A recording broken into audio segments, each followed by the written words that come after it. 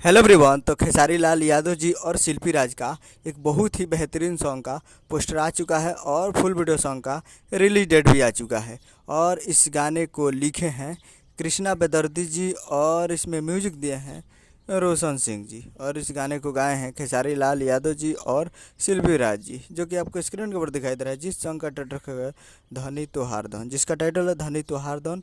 और वीडियो में है खेसारी लाल यादव जी और सपना चौहान जी, फिट में है सपना चौहान जी।